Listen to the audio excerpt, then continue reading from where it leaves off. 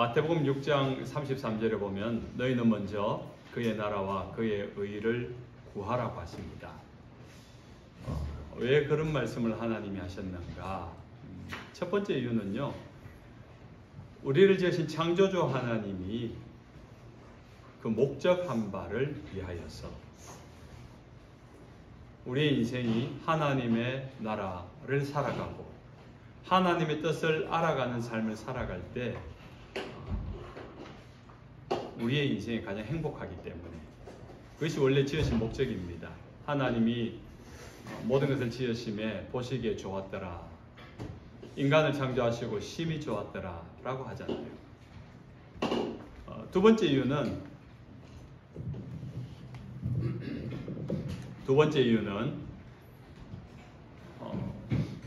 그런 하나님이 주신 행복을 누리지 못하게 되는 범죄함으로 말미암아 타락하게 됩니다. 죄가 들어오고 난 다음부터 인간은 인생을 살아가는데 인생의 문제를 만나게 됩니다. 병을 만나고 사고를 만나고 배신을 당하고 분노와 환멸과 좌절을 경험하게 되죠. 인생의 크고 작은 많은 문제들을 만나면서 우리는 갈 길도 잃고 행복도 잃고 기쁨도 잃어버립니다. 그렇게 모든 것을 잃어버렸을 그런 인생을 향하여서 주님은 여전히 말씀하시기를, 그럴 때에 인생의 방황이 올 때, 인생의 고통이 올 때, 인생의 행복을 잃어버렸을 때 너희는 먼저 하나님의 나라와 하나님의 뜻을 구하라. 그렇게 해야지 그 기쁨이, 그 행복이 회복되기 때문입니다. 오늘 우리 본문이 요한복음 2장, 예수님이 공생의 사역을 시작하면서 첫 기적을 행하시는 사건입니다. 공교롭게 혼인잔치예요. 사람들이 행복을 얻기 위하여서 결혼을 하고 많은 사람 불러서 축하하고 행복을 누린 자리입니다. 요한계시록 성경 신약의 마지막을 읽어보면 요한계시록 거의 말미 19장에 보면 또 혼인잔치가 한 번 더 나와요. 그것은 어린 양의 혼인잔치, 예수 그리스도의 어린 양, 예수 그리스도의 혼인잔치에 전 세계 모든 나라와 민족과 백성들이 청함을 받아서 하나님의 어린 양의 혼인잔치에서 함께 행복해하고 기뻐하는 모습으로 마무리가 됩니다. 의도를 했는지 아닌지는 모르겠지만 사도 요한은 이 혼인잔치에 예수님의 첫 사역, 그리고 우리 인생의 마지막 영원으로 이어지는 예수 그리스도의 혼인잔치를 연결하고 있습니다. 행복하기 원하십니까? 기뻐하기 원하십니까? 그러면 하나님의 나라와 하나님의 뜻이 무언가를 아셔야 됩니다. 그 하나님의 나라, 하나님의 뜻을 어떻게 아는가가 어떻게 보면 오늘 본문의 중요한 키워드이기도 하고요. 갈릴리 가나 혼인잔치, 오늘날 지금 결혼식 파티가 이루어지고 있는 상황입니다. 한국에서는 결혼식이 되어지면은 의뢰의 뷔페가 우리를 기다리고 있고 기대감이 있습니다. 맛있는 음식을 기다리고 있죠. 그래서 결혼식을 축하해주고 쿠폰을 들고 식사를 하러 갔는데 뷔페에 음식이 다 떨어졌어요. 동이 나버렸고 리필이 안 된다 그럽니다. 여러분 기분이 어떻겠습니까? 사은품이라도 주세요. 사은품이라도 주세요. 참기름이라도 주세요. 뭐 이럴 것 같은데 바로 그런 기분이죠. 유쾌하지 않은 기분.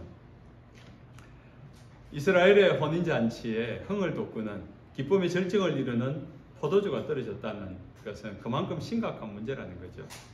모두가 행복하고 모두가 기뻐해야 되는, 그것을 기대하는 자리에 그 기쁨이 순식간에 근심이 되고 염려가 되고 짜증이 되고 화가 되어지는 그 상황이 맞닥뜨려진 겁니다.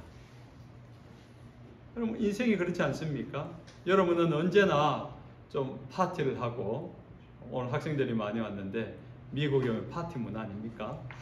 뭐 수업 마치고 주말 되면은 좀 어디 초대받아서 뭐 파티를 하고, 스탠딩 파티도 하고 음식도 이렇게 나눠 먹고 뭐 흥을 겪게 춤도 추고 좋을 것 같잖아요. 그죠? 우리 인생이 그렇게 행복을 원해요. 그런데 그렇지 않다는 거죠. 기대하고 바라는 행복이나 기쁨만큼 우리는 행복하지 못하고 기쁘지 못할 때가 많습니다. 아니 오히려 나에겐 언제쯤 행복이 찾아올까라는 그런 고민도 많이 합니다. 그만큼 우리 인생은 문제의 연속, 인생의 장애물을 계속하여 하나를 건너면 또 다른 파도가 몰려오듯이 인생의 문제가 우리에게 오고 있는 것을 보게 됩니다. 왜 원하지 않는데 그 문제가 우리 인생을 자꾸 막아서는 겁니까? 이유는 하나입니다. 내 인생, 내 능력, 내 돈, 내 경제력, 내 실력을 가지고 내가 플랜을 짜서 내 인생을 행복하게 멋들어지게 살겠노라 계획하는데 그렇게 잘 되지 않는 이유는 내 인생이라고 생각했던 그 인생이 내 것이 아니기 때문입니다. 여러분의 것이면 여러분 마음대로 할 수 있을 것인데 마음대로 안 되는 이유가 여러분의 것이 아니기 때문이에요. 결혼하신 분들은 내 몸에서 낳은 자식인데 내 마음대로 될 것 같은데 안 돼요. 자식만큼 내 마음만큼 안 되는 이유가 뭡니까? 내 것이 아니기 때문이에요. 여러분 착각하시면 안 돼요. 부모님 여러분. 그 자식은 누구의 겁니까? 하나님의 것이에요. 하나님이 창조하셨어요. 그럼 하나님께 맡겨드려야 돼요. 하나님의 방식으로 양육해야 돼요. 그래서 우리가 부모가 되었다면 자식에게 가르치는 것은 창조주 하나님을 가르치는 일입니다. 그 자녀들이 하나님에 대해서 잘 알 수 있도록 가르쳐야 돼요. 그것이 부모의 역할이고 책임입니다. 성경에 보면은 자신의 인생 가운데 나는 정말 선을 행하고 싶고 의롭게 살고 싶고 거룩하게 살아가고 싶은데 왜 난 이렇게 마음먹은 대로 잘 안 되나 고민한 사람이 한 사람이 있습니다. 로마서 7장에 보면은 사도 바울이 이런 고백을 합니다. 내가 원하는 바 선은 행하지 아니하고 도리어 원하지 아니하는 바 악을 행하는도다. 만일 내가 원하지 아니하는 그것을 하면 이를 행하는 자는 내가 아니요 내 속에 거하는 죄니라. 나는 선하고 싶고 의롭고 싶고 친절하고 싶고 착하고 싶고 기쁘고 싶은데 그걸 원해요. 우리하고 비슷한 원함입니다. 그런데 내 안에 날마다 일어나는 것은 원하지 않는 미움, 시기, 정오, 질투, 악행, 모든 거짓 이런 것들을 자꾸 행하게 된다는 거예요. 자꾸 말하게 되고 자꾸 생각하게 되고 자꾸 그런 행동을 하게 된다는 거죠. 오늘은 큰맘 먹고 교회 가가지고 이 친구한테 잘 있었어? 내가 지난주 네가 좀 섭섭했지만은 내가 다 이해하기로 했어. 그래서 좀 화해를 하려고 그런 마음을 큰맘 먹고 일주일 동안 기도하면서 딱 와서 주일날 딱 맞닥뜨리는데 그 친구가 한번 아무 말도 안 하고 눈빛 한번 슬쩍 비춰보고 지나가는 거 보고 기분 나빠가지고 왜 째려보지? 일주일 동안 기도하면 마음 먹었던 것들이 다 무너지는 거예요.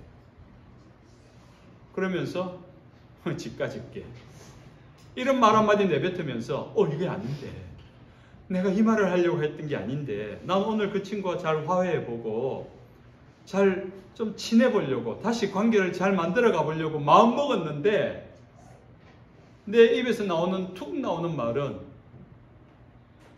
내가 원하지 않는 말. 그래서 후회하게 됩니다.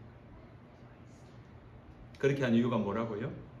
오늘 사도 바울 고백처럼 내 안에 내가 아닌 뭔가가 있어요. 내 속에 내가 너무도 많았어. 아세요 이 노래? 가시나무새인데 내 속에 원하지 않는 가시 같은 것이 너무 많은 거예요. 그게 죄라는 겁니다. 사도 바울이 그걸 발견했어요. 이 죄 때문에 선을 행하고 싶어도 나는 악을 행하고 의롭고 싶어도 나는 거짓을 행하고 용서하고 싶고 사랑하고 싶은데도 미워하고 정오하게 된다는 거죠. 이 사도 바울이 얼마나 고민했는지 우리가 이 공감이 되잖아요. 다 인생을 살면서 경험해본 그 고민을 합니다. 이것이 얼마나 고민이 되었는지 사도 바울은 날마다 이거 못 견뎌서 죽을 것 같아요. 말라 죽는 것 같아요. 너무 괴로운 거예요. 해결이 안 되니까. 그래서 외칩니다. 오호라. 누가 이 사망의 몸에서 나를 건져내고 이 사망의 몸에서 이 죽어가는 아니 죽어버린 것 같은 이 냄새나는 이 고민에서 이 고뇌에서 나를 좀 건져줄 자가 없는가. 그러면서 로마서 8장에 넘어가면은 하나님의 은혜를 이야기합니다. 생명의 성령의 법을 이야기합니다. 그 생명의 성령의 법이 나를 죄와 사망의 법에서 끊어내고 나를 건져주었다 라고 고백을 해요.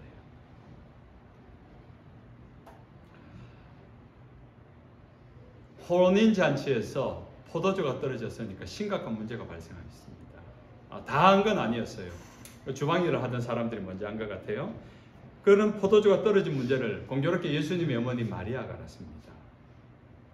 보통 그 문제를 먼저 발견한 사람이 좀 똑똑하고 좀 재빠른 사람이면 문제를 해결할 방법을 찾습니다. 아마 저 같아도 그랬을 것 같아요.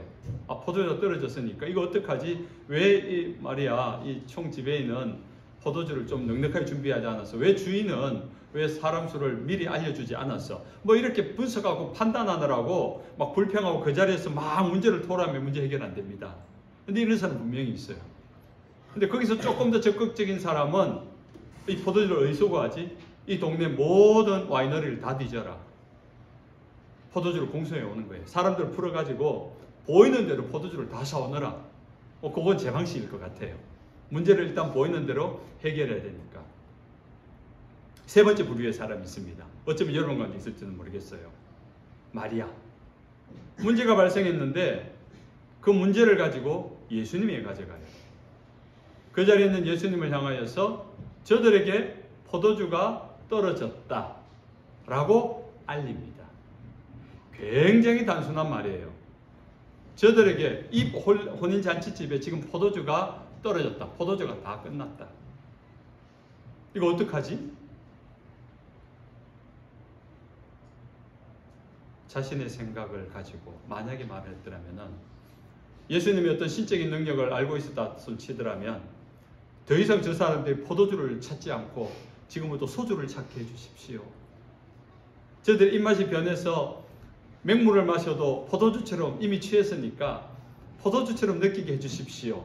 뭐 이런 요구도 할 수 있을 것 같은데 그거는 우리의 생각이고 정말로 놀라운 거는 이런 긴박한 상황 가운데 마리아가 있는 사실만 더하는 것도 없고 축소한 것도 없이 있는 그대로를 알린다는 사실이에요. 누구에게? 예수님에게. 여러분 예수님에게 이야기하면 그게 뭐예요? 기도 아닙니까? 하나님을 향하여 대화를 시도하면 그게 기도입니다. 마리아는 오늘 우리에게 기도의 정석을 보여주고 있어요. 우리의 인생에 문제가 생겼을 때 뭔가가 기도의 제목이 생겼을 때 우리의 기도라는 것은 있는 그대로 이야기하면 돼요. 있는 그대로. 거기서 약간 오바되면 사람들이 자기의 생각이 들어갑니다. 기도하면서 자기의 생각이 들어가요. 오병이의 기적이 일어났을 때 기적 전에 사람들이 수천 명이 몰려들었는데 먹을 것이 없어 굶주리고 있어요. 예수님 그걸 너무 안타깝게 생각했어요. 너희들이 저들에게 먹을 것을 주어라. 그러니까 계산이 빠른 이공계통의 빌립이 뭐라고 이야기합니까? 저들을 다 먹이려면 얼추 계산해도 200데나리온의 떡이 필요합니다. 약 한 2천만 원, 3천만 원의 돈이 필요합니다. 떡값으로. 계산적이죠? 안드레, 좀 문학적인 사람이에요. 이 사람은 예수님 말씀이 들리자마자 그냥 행동해요. 너희가 먹을 것을 주어라. 그 먹을 걸 찾는 거예요. 단순하죠? 찾다 보니까 어린아이가 가진 물고기 2마리와 떡 5개를 찾아내었습니다. 헐레벌떡 가져와서 예수님에게 이야기합니다. 여기 떡 5개, 물고기 2마리 찾아서 예수님. 근데 막상 인원을 보니까 수천 명이야. 저들에게 얼마나 되겠사옵나이까. 이게 사람마다의 반응인 거죠. 예수님이 이제 십자가의 죽음을 앞두고 마지막 제자들에게 묻습니다. 너희들은 나를 누구나, 세상은 나를 누구나, 선지자입니다, 예레미야입니다 합니다. 그럼 너희는 나를 누구나 하니까 베드로가 신앙 고백 정석을 보여줘요. 주는 그리스도시요 살아계신 하나님의 아들입니다. 이 완전 완벽한 신앙 고백이에요. 마태복음 16장 16절에 나오죠. 어떻게 그렇게 베드로가 완벽한 신앙 고백을 했느냐가 예수님이 가르쳐줘요. 봐 요나 시몬아 그것을 알게 하니는 혈육이 아니라 성령께서 너에게 알게 했다. 놀라운 일이죠. 베드로가 얼마나 어슬거리겠습니까? 기분 좋은 그때에 예수님 한마디 더 합니다. 나는 이제 십자가에 죽으러 가노라. 세상의 모든 죄를 위하여 대속할 어린 양으로 죽음을 향해 간다 하니까 베드로가 어떻게 합니까? 용기를 내서 한마디 더 하죠. 못 갑니다. 마태복음 16장 18절에 보면은 베드로가 그렇게 예수님을 붙들고 항변하여 이르되 절대 못 갑니다. 주님께 그 일이 결코 일어날 수 없습니다. 얼마나 의리 있어요. 인간적으로 보면은 베드로의 반응이 맞아요. 우리가 믿고 따르고 존경하던 분이 죽으러 간다는데 가십시오. 얼른 가십시오. 누가 그렇게 하겠습니까? 그러나 주님께서 왜 그런 말씀을 하셨는지에 대해서 이해가 없으니까, 알지 못하니까, 그 뜻을 알지 못하니까, 하나님의 뜻을 알지 못하니까 하나님의 나라를 모르는 거예요. 예수님이 조금 전에 베드로를 향하여서 봐 요나 시몬아 내가 복이 있도다. 성령이 너를 통해서 알게 했다라고 그 베드로의 고백이 지금까지 인류 역사에 이어오는 신앙 고백이 되어졌는데 그 다음에 반전의 말을 합니다. 예수님이 사탄아 내 뒤로 물러가라. 베드로를 향하여 사탄이라고 이야기합니다. 하나님의 뜻을 모른 채 자신의 생각과 자신의 감정을 가지고 행동하고 말했던 그 일이 결국 예수님을 위한다고 한 베드로의 말이지만 결과적으로 하나님이 볼 때는 그는 사탄의 일이었다는 겁니다. 우리가 하나님의 뜻을 모르고 무작정 기도하면요 사탄의 뜻을 이루는 기도가 될 수 있다는 거예요. 그래서 우리는 기도할 때 조심해야 돼요. 기도할 때 우리 장로님, 권사님들 또 뭐 기도 많이 하신 분들 계신데 기도하면은 뭐 며칠씩 기도하잖아요. 금식하며 기도하잖아요. 40일 금식도 하고요. 뭐 1년 동안 매일 하루 한 끼씩 금식하면서 기도하고 막 침묵하며 금식하고 또 릴레이로 기도하고 하잖아요. 왜 그렇게 기도하는 거예요? 많은 사람이 그렇게 간절히 기도하는 것은 그 간절함을 보고 주님이 들어주신다 이 생각이 있기 때문이에요. 맞습니다. 주님이 참 좋으신 분이세요. 참 자비로우신 분이세요. 때를 쓰고요 강청하고요 고집부리면요 들어주십니다. 그분도 하나님이세요. 그러나 모든 기도가 그렇게 이루어지지는 않습니다. 그래서 마치 지금 유아실에 놀고 있는 저 이나가 이제 아직 만 2살이 안 됐는데 저 꼬맹이가 막 달라고 우는 거예요. 사탕을 달라고 우는 거예요. 엄마가 사탕을 주고 싶겠습니까? 이제 이빨 난 지 얼마 안 되는데. 근데 워낙에 너무 땡깡을 부리고 울고 불고 난리를 치니까 됐다. 사탕 하나 주는 거예요. 어리기 때문에.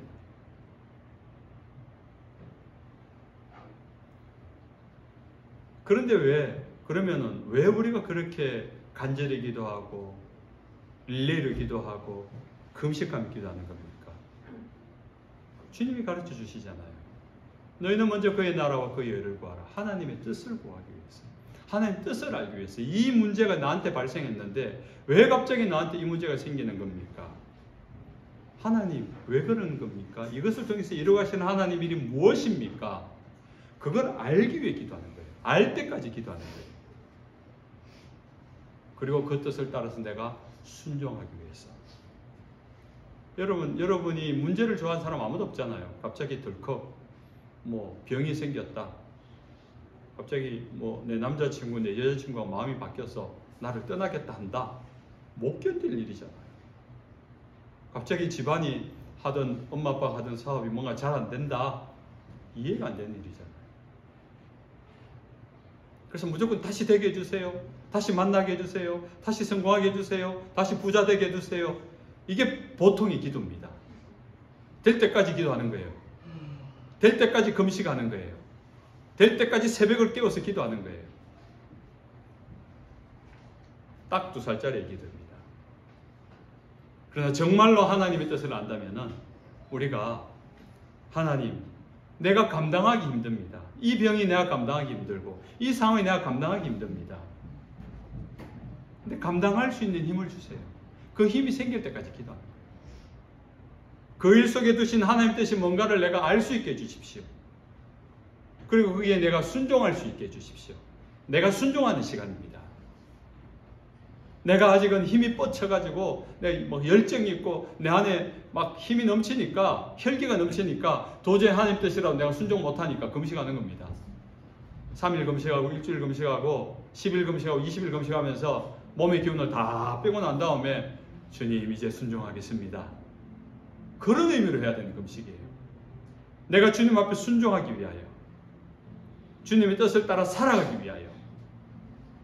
만약에 여러분 지금 당장 문제가 생기고 내가 감당하기 힘든 어려운 일이 생겨도 하나님 뜻이 있어. 그렇게 마음을 지킬 수 있고 여전히 그 하나님을 향하여 찬송할 수 있고 감사할 수 있다면요, 여러분 금식 안 해도 돼요. 새벽기도 안 나와도 돼요. 날마다 기도하지 않아도 돼요. 왜냐하면 그분은 하나님을 아는 분이거든. 하나님의 뜻이 뭔지를 알고 이루어갈 수 있는 분이거든요. 그분은요, 아무리 문제가 생겨도 흔들리지 않습니다. 감사가 있고 기쁨을 잃어버리지 않습니다. 그가 살아가는 삶의 영역이 하나님 나라를 이미 살아가고 있어요. 하나님의 다스림이 뭔지를 알기 때문에. 그분이 한 하나님 어떤 하나님? 로마서 8장 28절 하나님을 사랑하는 자 곧 그의 뜻대로 부르심을 입은 자들에게는 모든 것이 합력하여 선을 이루느니라. 하나님은 선을 이루신 하나님이다. 비록 내가 만나는 상황과 환경이 내가 예기치 못한 상황이 일어난다 할지라도, 내가 원하지 않는 상황이라 할지라도 당황스럽지만 결국 하나님은 하나님의 뜻을 이루는데 선한 하나님, 의로우신 하나님, 거룩하신 하나님이 그 뜻대로 이루어 가실 것이다. 그걸 아는 거예요. 여러분 그 하나님을 아셔야 돼요. 그 하나님을 모르면요, 그 하나님을 모른 채 교회 다녀서 기도하면은 응답되고 기적이 일어난다 하더라, 무당 찾아가세요. 똑같은 거예요. 절에 찾아가세요. 소원을 이루면서 염주 108염주를 돌리면서 그 염불 외우고 그 주문을 외우는 것, 별반다를 뽑는 것밖에 안 됩니다. 근데 하나님을 아셔야 돼요. 하나님이 어떤 분인지를 아시면은 여러분이 이 땅을 살아가는데 세상을 살아가는 삶의 방식이 바뀝니다. 세상을 대하는 방식이 바뀌어요. 내 생각이 바뀌고 내 자세가 바뀌고. 이쯤 되면은 불교에서 그걸 도를 이루었다 그래요. 왜? 문제가 만나는데 그 문제를 통해서 이루어가시는 하나님의 일들이 있으니까. 성경 속에 수많은 기적들이 있잖아요. 제가 굉장히 함정적인 질문인데, 기적을 경험하고 싶으세요? 오늘 학생들 처음 온 사람도 있으니까 한 번 또 물어봅시다. 여러분한테 나는 기적을 경험하고 싶습니다. 이 자리에 내가 기적을 여러분에게 보여줄 수 있기 때문에. 기적 한번 경험하면 좋겠어요. 있어요 혹시? 있을 텐데 눈치 보지 말고. 기적 안 보고 싶으세요? 기적 없이도 하나님을 이렇게 믿을 수 있어요 여러분? 좋은 믿음이에요. 함정적인 질문이란 말 때문에 함정에 걸려들지 않는데, 뭐가 기적입니까? 여러분 암이 있는데 오늘 제가 기도하면 암이 나아요. 그런 기적. 기적이죠. 세상의 의학으로 고칠 수 없는데 기도하면 낫잖아요. 그럼 그렇게 암이 나으려면 전제 조건이 있습니다. 뭡니까? 여러분에게 암이 생겨야 돼요. 오늘 암이 낫는 기적을 보고 싶으신 분들에게 암이 생길지어다. 아멘 합시다. 아무도 아멘 안 하죠, 그죠? 아멘 할 수가 없는 거예요. 아멘 하면 안 되는 거예요. 기적은요, 여러분이 기적입니다. 암을 가진 사람, 불치병을 가진 사람이 그토록 기도하는 것이 그 기도의 목표점이 여러분의 모습이에요. 암 없이 그냥 아무 걱정 없이 다 살아가는 거예요. 굶주린 사람이, 밥을 못 먹는 사람이 그냥 한 끼 밥만 먹어도 좋겠다. 씹어 먹을 수 있으면 좋겠다. 밥 먹는데 고기 떴는데 문제 없잖아요. 여러분의 평범한 일상이 누군가에게 기적 같은 인생이라고.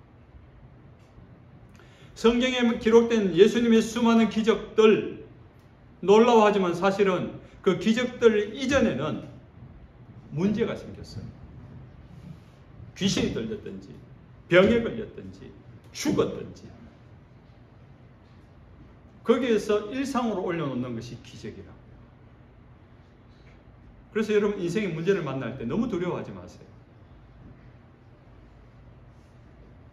여러분이 믿는 그 하나님은 아까 우리 장로님 기도하셨는데 여러분이 의인이나 선인이 아니라 죄인 되었을 때, 형편없을 때 그때 이미 여러분을 사랑하셔서 그분이 가장 아끼는 사랑하는 독생자 예수님을 십자가에 내어 죽이시기까지 하며 여러분을 구해내셨어요. 그런 우리가 이제 예수님을 믿고 고백하고 따르겠다는데 우리를 향한 그 인생을 책임지지 않겠습니까? 솔직한 말로 여러분이 기도 더 한다고 뭐 더 잘 되고 그런 건 아니에요. 기도를 더 하고 성경을 더 읽는 이유는 내가 하나님 뜻이 뭔가를 더 알아가는 거예요. 알아가는 것만큼 내가 유익이 되고 하나님의 은혜가 뭔지를 더 많이 알게 되는 거예요.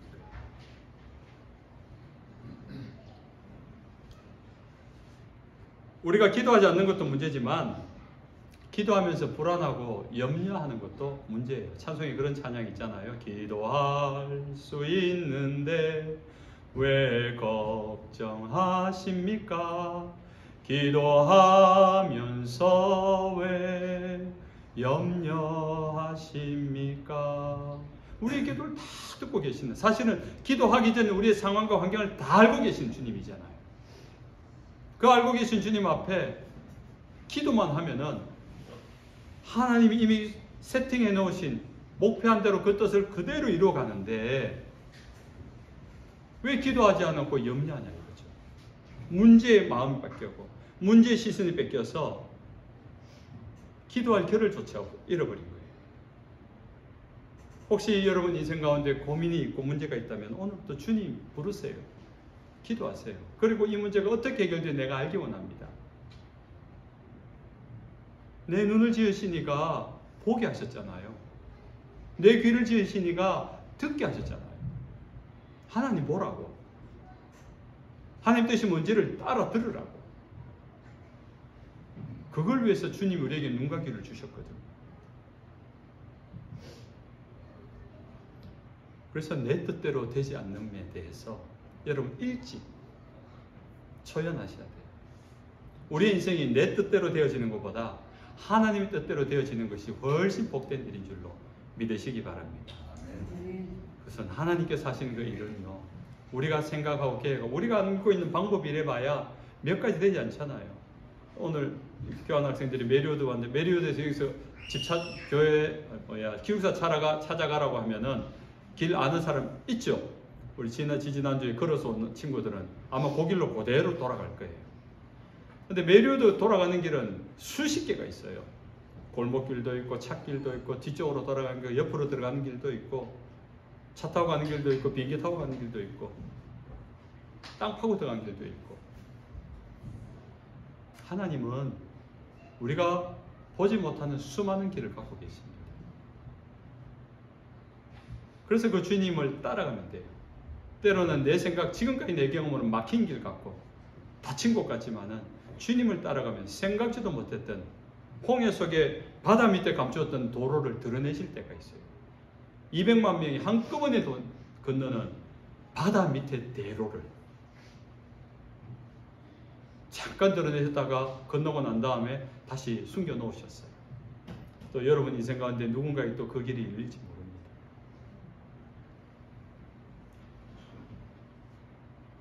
마리아는 예수님이 포도주가 떨어졌다 이야기하니까 예수님이 그게 나와 무슨 상관이 있습니까? 내 때가 아직 이르지 않았습니다. 라고 이야기합니다. 이게 허락인지 거절인지 모르겠어요. 그러니까 마리아는 하인들에게 예수님이 너에게 무슨 말씀을 하든지 그대로 행하라. 좀 맥락이 끊기는 대화예요. 포도주가 떨어졌습니다. 그게 나와 무슨 상관이 있습니까? 너에게 무슨 말을 하는지 순종하라. 이 연결이 안 되고 있잖아요. 왜 마리아가 우리가 생각할 때는 맥락 없는 말, 이해 안 되는 대화를 이렇게 연결하고 있습니까? 지금 예수님은 허락을 한 것도 아니고 거절한 것도 아닌데 마리아는 하인들에게 예수님이 무슨 말을 하든지 순종해라. 예수님을 안다는 거죠. 하나님을 안다는 거예요. 지금 내가 생각하는 이 타이밍에 내가 생각하는 이 방법으로 이렇게 응답해주고 역사가 일어나면 좋겠다 생각하는데 그게 아니라 주님께서 행하실 계획이 있다는 것을 알고 그 주님이 행하실 일들이 앞으로 뭔지는 마리아도 몰라요. 지금 물을 뭐 이렇게 채워라 이러니까 하인들이 어쨌든 마리아의 이야기를 듣고, 이 하인들도 보통 순종이 아니에요. 아구까지 채웠는데 그 비어있는 돌랑아리 6개를 다 채우네요. 갖다 주라니까 모든 사람이 갖다 줍니다. 나중에 그것이 포도주가 돼요. 예수님이 언제 어떤 물을 어디에 어느 만큼 채워라 구체적으로 말하지 않아요. 그냥 물을 채우라, 항아리에 물을 채우라. 근데 이 종들은 아구까지, 아구가 어딥니까? 아구가 좀 사투리 아닌가? 이게 항아리 제일 위에까지 차고 찰랑찰랑 넘치도록 적극적인 거예요. 적극적인 순종.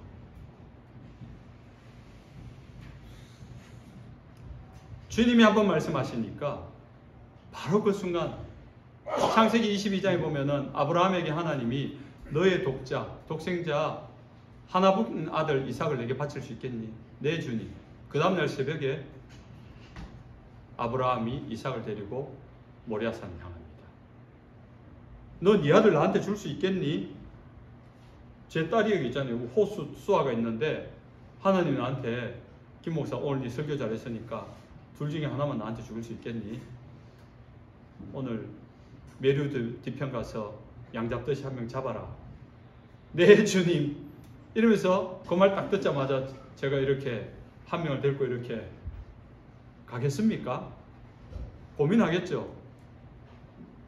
바치라 했으니까 바치긴 바쳐야 되는데 언제 바치라는 말 안 했으니까 주님이 아직 시점을 정하지 않았으니까 뭐 얘들 인생 중에 한번 바치면 되겠지. 지금은 아닐 것 같아. 못 바칠 것 같아요. 근데 아브라함은 그 다음날 이른 새벽에 일어나 바쳤다. 적극적인 거예요. 그 아브라함의 순종, 지금 마리아의 순종, 같은 순종이에요. 어떻게 그런 말도 안 되는 순종을 할 수 있지?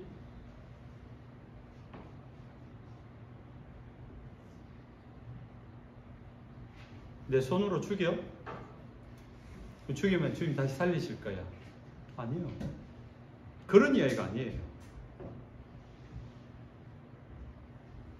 이 마리아가 이해했던, 마리아가 알았던 예수 그리스도는요, 내가 무슨 말을 해도 뭐 이런 방식으로 될 거야, 포도주가 변할 거야, 아니면은 그냥 맹물인데 저 사람들이 입맛이 바뀌어가지고 혓바닥이 바뀌어가지고 그냥 포도주 맛을 느끼게 될 거야. 이건 우리의 방식이고요.